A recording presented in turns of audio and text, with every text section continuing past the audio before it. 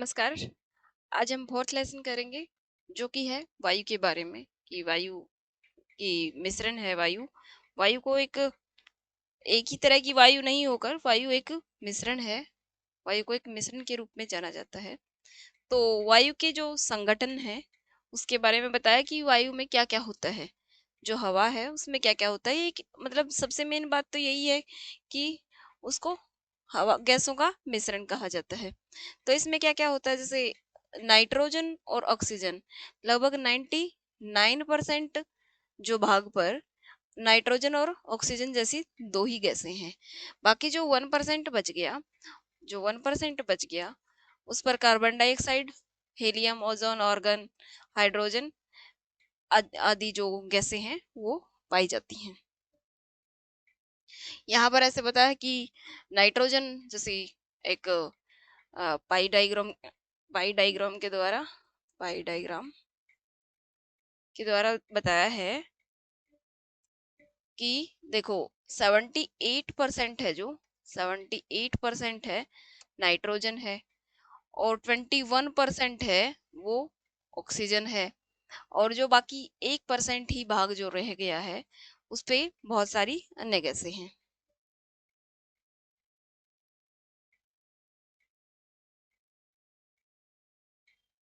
फिर सभी गैसों का ना जैसे छोटा छोटा ऐसा डिस्क्रिप्शन दिया है कि कौन सी गैस कैसे क्या काम करती है और क्या किस किस काम आती है। तो सबसे पहले नाइट्रोजन के बारे में बताया है कि नाइट्रोजन जैसे ऐसी है कि जैसे पेड़ पौधे हम तो जैसे सीधे ले लेते हैं, परंतु जो पेड़ पौधे हैं उसको सीधा नहीं ले सकते। जैसे सीधे वायु से नाइट्रोजन नहीं ले सकते, वो क्या करते हैं, जैसे मिट्टी से लेते हैं।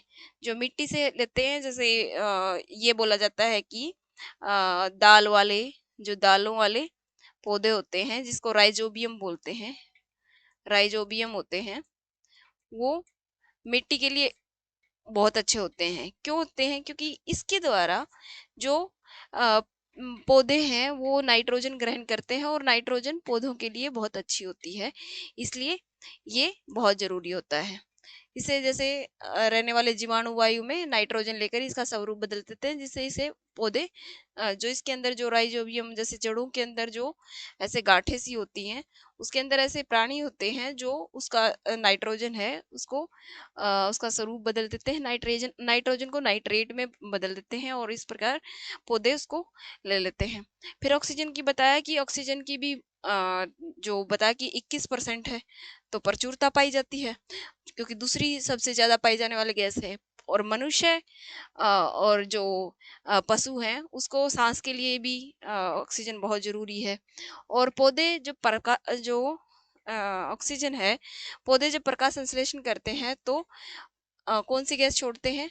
ऑक्सीजन गैस छोड़ते हैं। तो क्या मतलब हुआ इसका कि जो ऑक्सीजन है वो पौधों के द्वारा ही बनाई जाती है।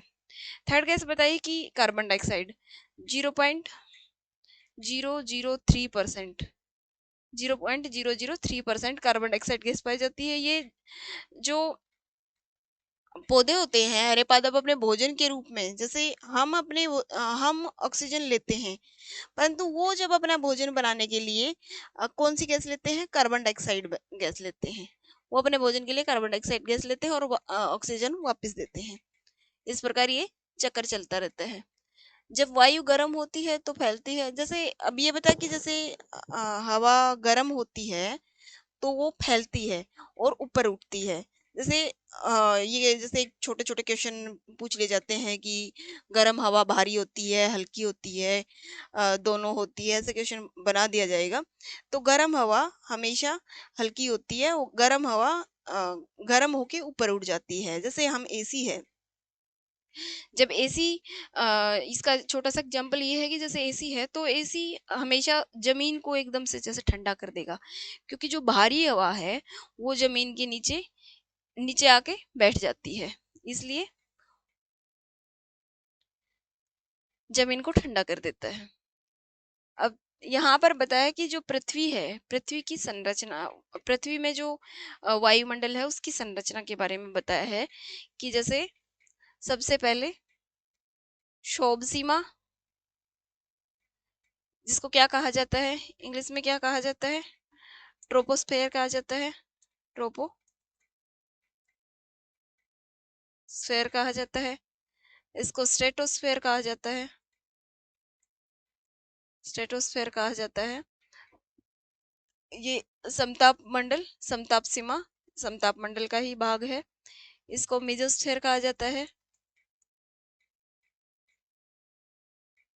ये मध्य सीमा इसका ही भाग है और इसको एक्सोस्फेयर कहा जाता है। जो थर्मोस्फेयर होता है वो इसका ही भाग होता है। फिर इनके बारे में थोड़ा थोड़ा डिस्क्रिप्शन दिया है कि शोभ मंडल है जो ट्रोपोस्फेयर है, उसकी ऊंचाई कितनी होती है। उसकी ऊंचाई एनसीईआरटी में वैसे 13 किलोमीटर दी है कि 13 किलोमीटर होती है, परंतु ये जैसे हमारी पृथ्वी ऐसे गोल है, पर यहाँ पर इसकी ऊंचाई 18 किलोमीटर तक हो सकती है, 18 किलोमीटर तक हो सकती है। परंतु अगर क्वेश्चन ऐसे पूछ लिया जाए कि कितने होती है, तो अगर एनसीईआरटी में 13 दिया है तो 13 ही यूज करना, और यहाँ पर ये ध्रुवों पर ये कम होती जाती है। तो ऐसे हम इसको अज्यूम कर सकते हैं, जैसे ध्रुवों पर ये कम होती जाती है, यहाँ पर ये ज्यादा होती है, लगभग 5-6 किलोमीटर कम हो जाती है। क्योंकि यहाँ पर संवहनीय धाराएं चलती हैं, तो गर्म होकर हवा ज्यादा ऊंचाई तक उठती है, तो यहाँ पर इसकी सीमा की ऊंचाई ज्यादा होती है। तो ये बताया है। सेकंड नंबर पे बताया कि समताप मंडल, समताप मंडल जो क्षोभ मंडल है उसके ऊपर जो भाग पाया जाता है उसको समताप मंडल कहा जाता है। यहाँ पर कोई मौसमी घटना नहीं होती, क्योंकि मौसमी घटनाएं सारी क्षोभ मंडल में होती हैं। तो मौसमी घटनाएं ऐसी कोई घटना नहीं होती, और इसमें ही जो बहुत इम्पोर्टेंट एक परत पाई जाती है जिसका नाम ओजोन लेयर है, ओजोन लेयर है, वो पाई जाती है यहाँ पर। ओजोन दिवस कब मनाया जाता है? 16 सितंबर को, 16 सितंबर को ओजोन दिवस मनाया जाता है। और थर्ड लेयर है जो कि मध्य मंडल, जो कि 80 किलोमीटर तक की ऊंचाई तक फैली हुई है। इसके बारे में यही मैंने बात बताई कि ये 80 किलोमीटर तक फैली हुई है। और बाह्य मंडल, बाह्य मंडल में है ना तापमान बहुत ज्यादा होता है। जैसे थर्मोस्फेयर जो है वो इसी का पार्ट है जो बाह्य मंडल का है। ये 800 से 400 किलोमीटर तक की ऊंचाई तक फैला हुआ है। और जो रेडियो तरंगे होती हैं वो इसी भाग में पाई जाती हैं। जो रेडियो तरंगे होती हैं वो इसी भाग में पाई जाती हैं। फिर बहिर्मंडल का बताया कि एक्सोस्फेयर कह सकते हैं, जिसको एक्सोस्फेयर कह सकते हैं। सबसे ऊपरी परत को बहिर्मंडल के नाम से जाना जाता है। इसी परत को पतली, यह वायु की पतली परत होती है, हल्की गैसें जैसे हीलियम और जैसे हाइड्रोजन गैसें हैं ना, बहुत हल्की होती हैं। तो इस परत में ये वाली दोनों गैसें हैं जो पाई जाती हैं। फिर दो वर्ड होते हैं हम जो आम भाषा में सुनते हैं कि मौसम और जलवायु क्या होता है। मौसम और जलवायु बोलने को तो कई बार लोग कह देते हैं कि सेम सी बातें हैं, परंतु बहुत ही बड़ा डिफरेंस है। जैसे मौसम है एक दिन का मौसम, ऐसे कई बार जैसे गाना गाया जाता है कि मौसम की तरह बदल तो ना जाओगे तुम, क्योंकि मौसम है ना हर रोज बदलता रहता है। सुबह कुछ मौसम है, 2 घंटे बाद कुछ मौसम है, तो ये मौसम हमेशा बदलता रहता है। परंतु जलवायु है कम से कम भी 30-35 साल, कम से कम भी 30-35 साल का एवरेज होता है एक जगह की साल। 35 साल की जलवायु जो मौसम है उसका एवरेज होता है जलवायु, उसको क्या कहा जाता है? जलवायु।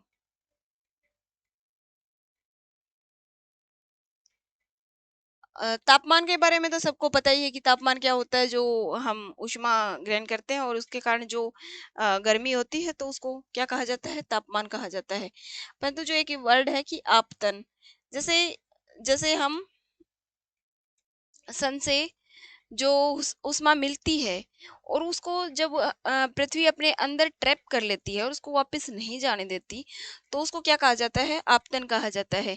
एक कॉमन सी लैंग्वेज में हमेशा जो वर्ड हम सुनने को आता है कि ग्रीन हाउस गैस है, green house, green house gas, green house गैसें ही ये काम करती हैं जो ऊष्मा को अपने अंदर सोख लेती हैं और बाहर नहीं जाने देती। फिर वायु दाब क्या होता है? वायुदाब क्या होता है? जो हवा है जब नीचे नीचे वाली जो परतें हैं उसके ऊपर दाब डालती है, जो जितना नीचे होगा उस पे दाब उतना ही ज्यादा होगा, जो ऊंचाई पर होगा उस पे दाब उतना ही कम होता चला जाएगा। इसमें संबंध ऐसे काफी बार पूछ लिया जाता है कि कोई चीज जैसे इतनी ऊंचाई पर है तो वहां का वायु दाब ज्यादा होगा या नीचे का वायु दाब ज्यादा होगा। जो चीजें जितनी नीचे होंगी, जैसे समुद्र के नीचे बहुत ही ज्यादा वायु दाब पाया जाता है। तो ये हमेशा मतलब इतना ही ये याद रखना कि हवा है जो वो हमेशा दाब डालती है, तो वो दाब के कारण जो हवा के दाब के कारण जो दाब बनता है उसको ही वायु दाब कहा जाता है। फिर पवन है, पवनों के बारे में बताया है इस लेसन में, जो थोड़ा सा अच्छा सा डिस्क्रिप्शन जो दिया गया है पवनों के बारे में दिया गया है। पवन वो होती हैं जैसे हाई एक दाब है। वायु दाब के बारे में इसीलिए बताया था कि इसके इसके इसको लिंक्स करना था सबसे पहले, कि जो ज्यादा हाई है तो कम है, उसकी साइड ऊंचे से ऐसे नीचे की ओर चलती हैं। जो पवने हैं उच्च वायुदाब से निम्न वायुदाब की ओर चलती हैं। और जो पवने हैं,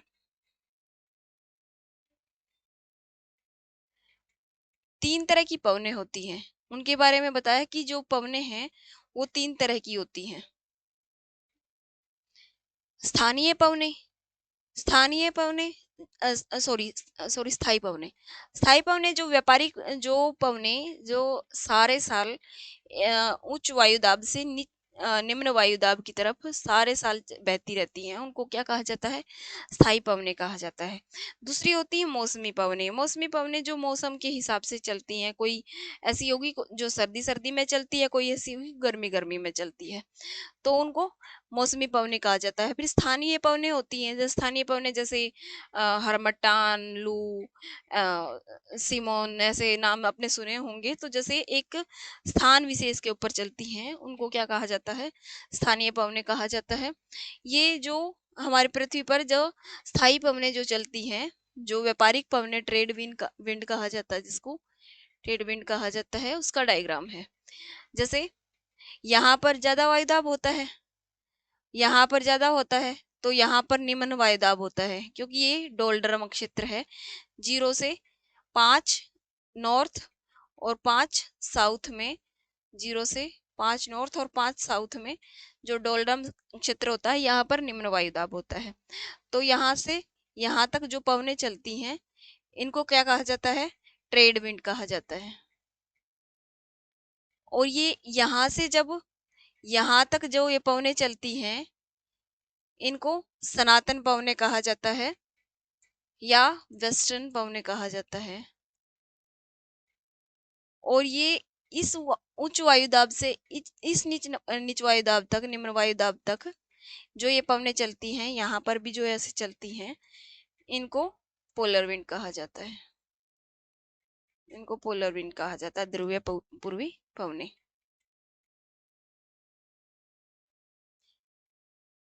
फिर जो चक्रवात आते हैं उनके बारे में बताया है। एक तो सबसे मेन बात जो चक्रवात के बारे में हमेशा याद रखनी होती है कि निम्न वायुदाब केंद्र होता है। जो चक्रवात होता है, पवनें हमेशा अंदर की ओर ऐसे चलती हैं, अंदर की ओर, क्योंकि जो वायु निम्न वायुदाब केंद्र जो ये केंद्र है, यहाँ पर लो निम्न वायुदाब होता है। वायुदाब कैसा होता है? निम्न होता है। जो वन डे एग्जाम है इनमें बहुत सारे क्वेश्चन ऐसे फ्रेम कर दिया जाता है कि जो चक्रवात है उसके बीच में हाई वायुदाब होता है, निम्न वायुदाब होता है, ऐसे। तो यहाँ पर निम्न वायुदाब केंद्र होता है। तो फिर जो 29 अक्टूबर 1999 में जो उड़ीसा में जो एक चक्रवात आया था उसके बारे में बताया है कि कैसे चक्रवात आया था और कितना इलाका इससे प्रभावित हुआ था और कितनी तेज हवाएं चलती हैं। जो चक्रवात है उसमें हवाएं 250 से 300, 350 किलोमीटर की रफ्तार से हवाएं चलती हैं।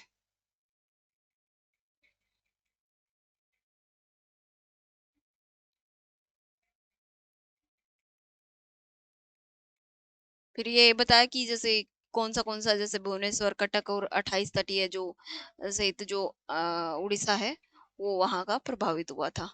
फिर आर्द्रता क्या होती है? आर्द्रता क्या होती है? जब जल पृथ्वी और विभिन्न जलाशयों में से वाष्पित होता है तो यह जल वाष्प बन जाता है। जैसे अभी एक एनवायरनमेंट में इन दिनों ज़्यादा ह्यूमिडिटी है, कंपैरेटिवली कम है। जैसे हम अगर रेनी सीजन की बात के साथ कंपैरिजन करें तो कम है, परंतु अगर गर्मियों के साथ कंपैरिजन करें तो इन दिनों ह्यूमिडिटी थोड़ी ज़्यादा है, क्योंकि गर्मियों में ह्यूमिडिटी बहुत ही कम होती है। जैसे इस बात से इस बात का अंदाज़ा लगाया जा सकता है कि ह्यूमिडिटी कब ज़्यादा है, कब कम है। अगर हम जैसे कपड़े सुखाते हैं, तो कपड़े बहुत जल्दी सूख जाते हैं, तो ह्यूमिडिटी कम है। अगर कपड़े लेट सूखते हैं, क्योंकि एनवायरनमेंट में ही इतनी ह्यूमिडिटी है, तो कपड़ों के सूखने में तो टाइम लगेगा और उसकी जो नमी है, उसको सूखने में काफ़ी टाइम लगता है, तो ह्यूमिडिटी उस टाइम पे कंपैरेटिवली ज़्यादा होती है।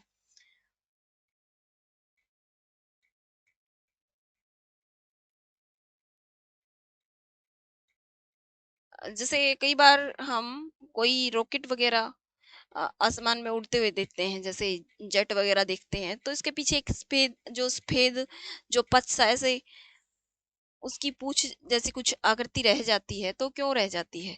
वो ड्यू टू ह्यूमिडिटी होती है, क्योंकि वहां पर जो इंजनों से निकली हुई जो नमी है ना, वो एक जैसे एक जगह पे संघनित होती चली जाती है, और जैसे जहां जहां से वो निकलती है, तो वहां पर ऐसे पूंछ जैसी आकृति, एक टेल जैसी आकृति बन जाती है, और इसको ही फिर पृथ्वी पर जो जल के रूप में गिरने वाला जो वर्षण है, वो क्या कहलाता है? वर्षा कहलाता है। ये एक आम सी डेफिनेशन दी गई है कि वर्षण क्या होता है। जो वर्षण के फिर रूप होते हैं, जैसे हिम है, हिस्सा हिम वृष्टि होती है, ये सभी वर्षण के ही रूप होते हैं। एनसीईआरटी में है ना, जैसे जब हम सिक्स क्लास पढ़ रहे थे, तो इससे भी कम बताया गया था, और जब सेवन्थ पढ़ रहे हैं तो ये बच्चों के हिसाब से ही बताई जाती हैं चीज़ें, जैसे ज़्यादा एक्सप्लेन नहीं करी जाती। अब जैसे जैसे हम जितनी जैसे टेंथ क्लास के एनसीईआरटी में पहुंचेंगे, तो चीज़ों का एक्सप्लेनेशन ज़्यादा बढ़ती चली जाएगी।